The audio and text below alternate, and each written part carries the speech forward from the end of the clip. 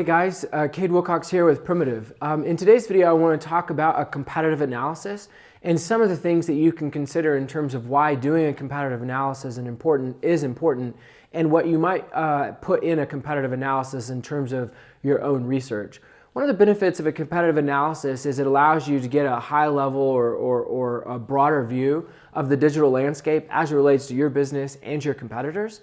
So many people spend so much time hyper-focused on where they think they want to be or where they aspire to be in the overall digital landscape in their industry that they oftentimes, a lot of times, ignore the process and the things that are relevant to where they are compared to where they want to go. And by looking at your competitors in this way, it allows you to gain some much needed perspective in terms of where you want to go, but just as important, how the things you need to do in order to get there. And so these are the things that I want to talk about today. One of the first things that you can include in your competitive analysis is an overview of your competitors, just knowledge in terms of when they started, how many employees they have, where their locations are, things like this. Again, begin to paint a picture about who you are compared to your competitors. For example, if you're a business that just started a couple of years ago and one of your primary competitors has been around for 50 plus years and has 12 locations,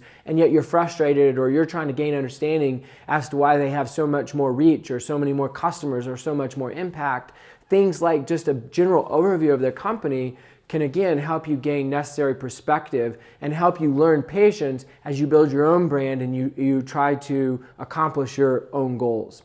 Another thing that you want to include in your competitive analysis is a website analysis. There's so many things that go into having an effective website and being able to drive traffic to that website and get leads from that website. You want to evaluate certain metrics, like how many total pages you have on your website, how many pages are indexed within Google. You want to do certain SEO analysis, in terms of how many keywords are being ranked on your site and your competitor's site. Again, this data allows you to see from a competitive landscape standpoint where you're at, and maybe you're ahead or maybe you're behind. Either way, that kind of data allows you to analyze your website and gain a really practical and kind of helpful understanding of how your website is going to compete and kind of stand up against your competitors. And when you look at this data, if there are huge discrepancies, both on a positive sense or maybe a negative sense, it allows you to understand, okay, you want to get somewhere and you wanted to get there yesterday, but based on this data, it'll allow you to gain necessary patience and put together a proper strategy that allows you to make progress, all while maintaining proper perspective based on the reality of your website. Another thing that you want to evaluate is social media presence and compare your social media presence and your brand's presence online related to social media compared to your competitors. Again, if you have these huge aspirations and you're trying to compete in your segment and you've got 2 or 3 competitors that you're analyzing, let's say you have 100 followers and your competitor has 10,000 followers, and yet you want to know, you want to try to understand why it's hard for you to generate leads while they seem to be effective at generating leads. These kinds of things can help you understand what you need to focus on, where you need to prioritize, and help you maintain and keep a really healthy, important perspective on your approach to content marketing. Lastly, you want to evaluate content marketing broadly speaking. So I mentioned specifically social media because in a social media driven kind of society, it's critical to look at that independently. But the other thing that you really want to analyze within your competitive analysis is just the overall content marketing strategy of not just yourself, but also your competitors. So are they blogging?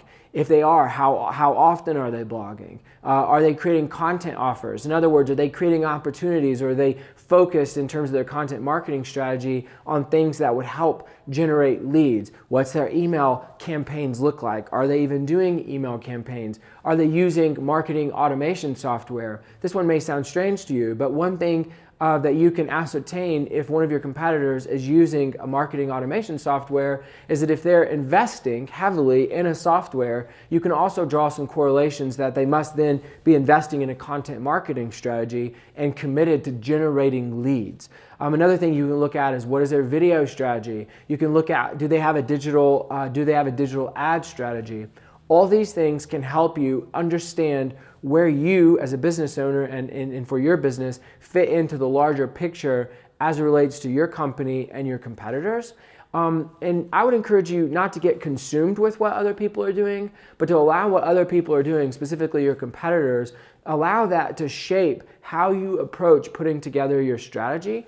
And it allows you to determine how much budget do you want to invest, how fast do you want to go. And so understanding your competitive environment and being able to paint a picture regards to some of these things we've talked about in our video today will allow you to make better decisions as a business owner as you focus on your content marketing strategy and what you really want to accomplish through that.